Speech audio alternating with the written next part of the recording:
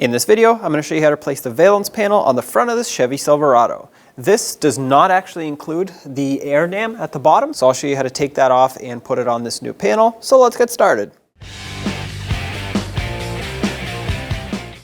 Now from underneath, behind the valance panel, you can see where all of the fasteners are that mount this onto the bumper. This at the bottom here is the air dam. I will separate this, not now. Once I take everything off, it's going to be a whole lot easier because I'm going to be able to use some power tools with a lot more space. But at this point, I just want to unbolt it from the bumper up there. I'm going to start in the middle. You can see right here, this shield has some push clips. You don't have to remove them. If you have a wrench that'll get in here, these are all 7mm in size. But because I want to reach in behind the frame rails here, I'm just going to pop this off and get it out of my way. Just lift it up a little bit so I can get some more space in there. Take a trim tool and just lift up on the push clips.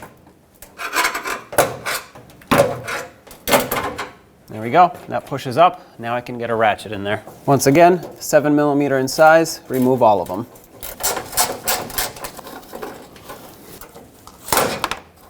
All right. Well, that one broke instantly. That's all right.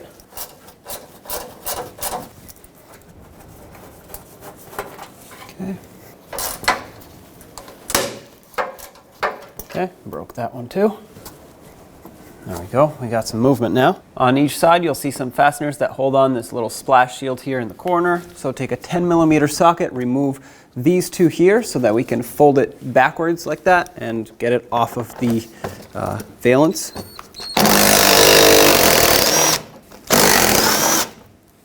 Do the same on the other side. I'm going to speed up the process a little bit by using an air ratchet, but basically there are more 7mm screws all along here.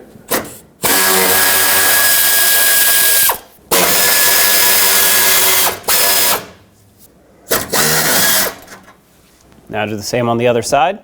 Now from the front of the truck, if you look through this opening in the bumper, right where the frame rail mounts to the bumper, right below that, you'll see another one of these 7mm screws.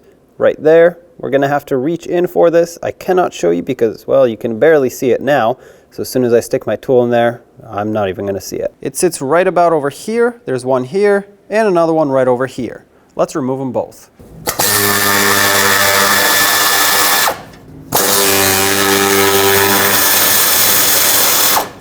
Now grab it and pull it away. Now let's separate the air dam from the valance. Along the entire lower perimeter here, there are a bunch of 10mm bolts. Remove them all.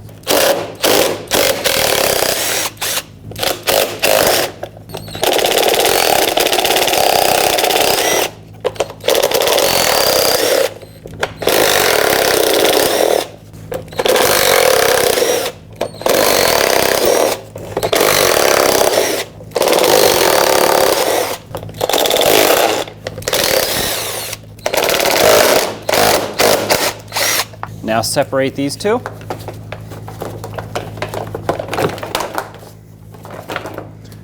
There's your valance. Take the new valance and get the air dam on the bottom of it. Just line it up. And just start bolting it back up.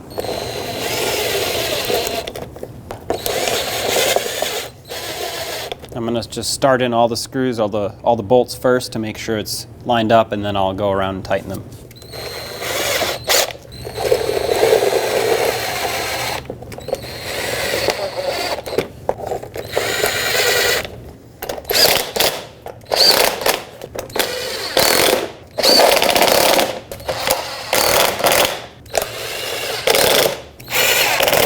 Now, take your valance panel, slide it right over the tow hooks.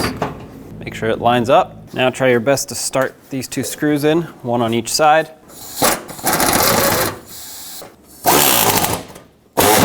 All right, back underneath. I did not put these two bolts in yet, just because I wanted to see how everything will line up down here, but I'm gonna start these in. These are the two bolts that actually allow you to clamp on the splash shield underneath here. So let's bottom these out. These don't clamp these two together, but they will get clamped on once the splash shield goes on. So just snug them up. The stud poking through is what you actually want. Now let's start in these other screws.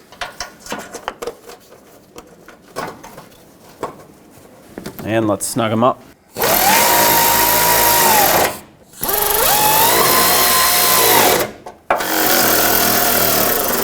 Get this back over, and the two studs should want to poke through. There we go. Let's get those two mounting nuts on, 10 millimeter in size.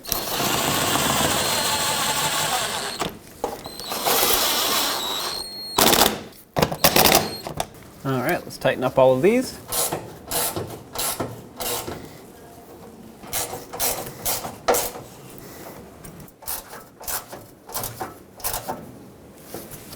Let's get the shield back on here if you took it off.